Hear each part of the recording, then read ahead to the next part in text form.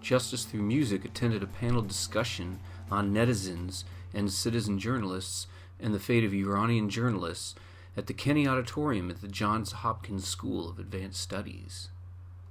The event was hosted by Reporters Without Borders and featured journalists and professors discussing such issues such as the role netizens and the internet play in the Green Movement in Iran, to the relationship between citizen journalists and mainstream journalists.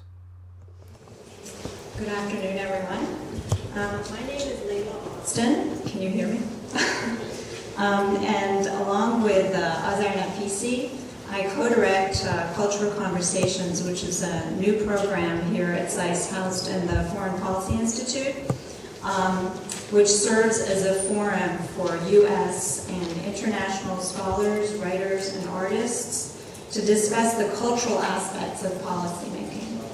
On behalf of SAIS and Cultural Conversations, I'd like to welcome you today to a discussion on the fate of Iranian reporters.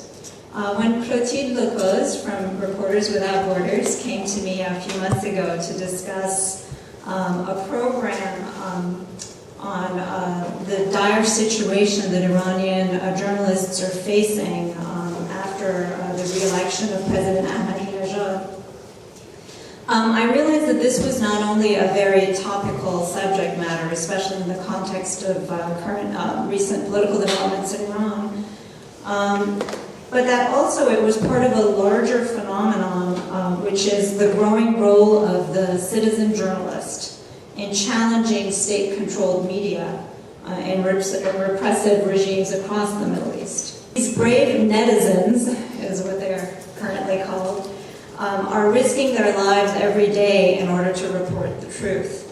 I'm proud to pronounce to you a distinguished and dynamic panel today. First, my partner in crime, Clothilde LeCoz, has been working for Reporters Without Borders in Paris since 2007. She's now the Washington director of the organization, helping to promote press freedom and free speech around the world. Next, we have the pleasure of having Nikahang Kowsar with us, who is a well-known Iranian cartoonist and blogger, currently living in Toronto. After publishing a controversial cartoon called Professor Crocodile, which satirized a prominent Islamic cleric, Mr. Kowsar was arrested and detained at the notorious Evin prison. Very excited to also introduce Mona Eltahawy, who is an award-winning columnist and an international public speaker on Arab and Muslim issues. Before she moved to the US in 2000, where she's based in New York, she reported in the Middle East. She was reporting in the Middle East for many years, including Cairo and Jerusalem, where she was a Reuters correspondent. And last, but definitely not least, is Azar Nafisi, who is not only an amazing person to work with, but the inspiration and passionate voice behind Cultural Conversations. Most of you know her best as the best-selling author of Reading Lolita in Tehran, and most recently, Things I've Been Silent About, both compassionate memoirs of life in pre- and post-revolutionary Iran.